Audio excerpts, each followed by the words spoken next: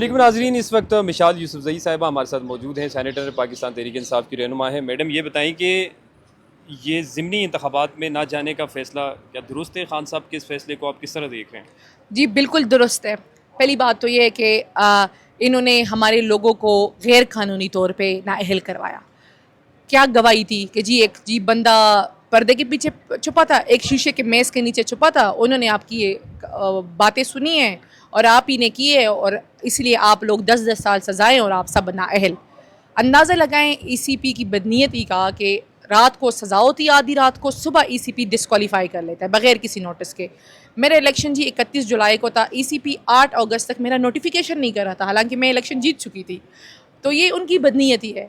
अगर आप जो लोग आवाम के बारी मैंडेट से आए हैं उनको आप ऐसे गैर कानूनी फजूल किस्म के वर्डिक्ट सुना के वो कहते हैं ना मज़ाहिया वर्डिक्ट सुना के नाहल कराएंगे और फिर आप समझेंगे कि उस पर दोबारा इलेक्शन और हम दोबारा आएँ, ये नहीं हो सकता। और फिर आप 45 फॉर्म 47 की वो गेम खेलेंगे और जो आप है।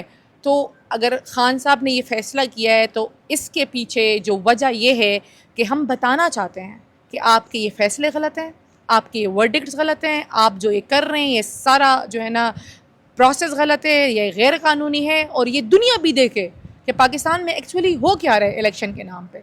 ये समझते हैं कि जी ये यहाँ इलेक्शन करेंगे, दुनिया को बताएंगे कि जी हमने तो दोबारा इलेक्शन करा लिया, PTI हार गई, PTI का ग्राफ नीचे आ गया, ये कहानियाँ। तो ये जी 21वीं सदी है, ये इनके ड्रामे अब काम नहीं आते।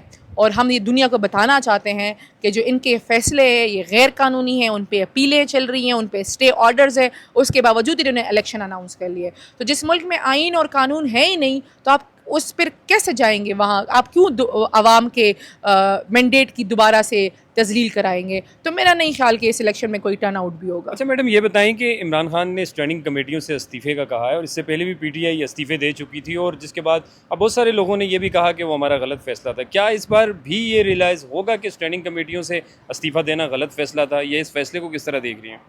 देखिए जी, पहली बात तो ये है कि खान साहब का फ़ैसला है। मुझे बैकग्राउंड नहीं पता, मुझे ये नहीं पता कि इंटरनल क्या बात हुई है, चूँकि मेरी 6 महीनों से मुलाकात नहीं हो रही खान साहब से, तो पता रीज़न्स नहीं है। लेकिन खान साहब का फ़ैसला आया है और खान साहब ने दोबारा से भी कल लास्ट ट्यूसडे को गौर भाई गए थे तो उनके ज़रिए तोसी कराई है कि जी बहुत अच्छा किया, सब ने रिज़ाइन किया।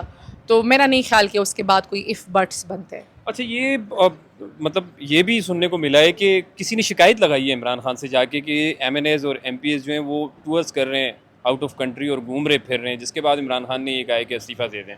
ऐसी कोई बात है? मुझ तक तो ये बात पहुंची नहीं है। बहुत सी वो कहते हैं ना स्पेकुलेशंस होती हैं, लेकिन इसके पीछे ये रीजंस नहीं है। इसके पीछे जो खान साहब कह रहे हैं कि ये पूरा सिस्टम ही गलत है। हमने बहुत कोशिश की कि हम इस सिस्टम में रहें, हमने बहुत कोशिश की कि जमहूरियत बहाल रहे, हमने बहुत कोशिश की कि मुज़ाकरात बातचीत से मसाइल के हल निकलें, लेकिन सिस्टम तो इस टाइम जो पूरे मुल्क का निज़ाम है एक बवर में फंसा हुआ है, इस्तेहकाम नहीं है, कोई चीज़ नहीं है। तो अगर इसी तरह चलता रहेगा तो मेरा नहीं ख्याल कि इसमें मुल्क का फ़ायदा है, इसमें पाकिस्तान के 25 करोड़ आवाम का फ़ायदा मुझे है। आखिर में एक छोटा सा ये आंसर कर दें कि एक आम तासुर था कि PTI के अंदर अब भी इस्टेब्लिशमेंट के लोग हैं। अब तो आप लोगों के जो पार्टी के जो लोग हैं वो बाकायदा ट्वीट्स कर रहे हैं कि अभी भी पार्टी के अंदर इस्टेब्लिशमेंट के जो डाउट्स हैं या इस्टेब्लिशमेंट के लिए ये उनके अल्फाज हैं, काम करने वाले लोग हैं इस्टेब्लिशमेंट के। तो क्या देखिए जी, आप मैं उनकी सबको मशवरा निशानदेही नहीं हो दूंगी, रही? मैं सबको मशवरा दूंगी जो ट्वीट्स कर रहे हैं कि हिम्मत करें, नाम लें, या उनको पता नहीं है? नाम लें। ये इधर उधर की बातें ना करें, नाम लें, बाकायदा नाम लें। फिर हम भी पूछें उनसे, आवाम भी पूछे उनसे कि आप इस्टेब्लिशमेंट के डाउट्स क्यों हैं। नहीं, आपको लगता है कि ऐसा कुछ है पार्टी के देखिए जी, अंदर? जिनसे आपने पूछा, जिन्होंने ट्वीट्स किए, आप उनसे पूछे ना। मैं तो जुनैद किसी अकबर साहब ने ट्वीट किया जुनैद अकबर कि अभी भी साहब, कॉम्प्रोमाइज लोग हैं पार्टी के अंदर। देखिए अगर जुनैद अकबर साहब ने ट्वीट किए तो उनका कोई बैकग्राउंड होगा, उस बैकग्राउंड पे उन्होंने वो ट्वीट्स की होंगी। लेकिन जो लोग मैदान में, हर वो बंदा जो मैदान में, जिनको मैं समझती हूँ कि वो मैदान में, सड़कों पे, गलियों में, चौराहों पे, पार्लियामेंट आ रहा है, वो एक प्रेशर फेस कर रहा है। हाँ, अगर कोई बराजमान है किसी जगह पे और पीछे वो बैक फुट पे खेल रहा है तो उसका मुझे नहीं पता, उसका गैब का इल्म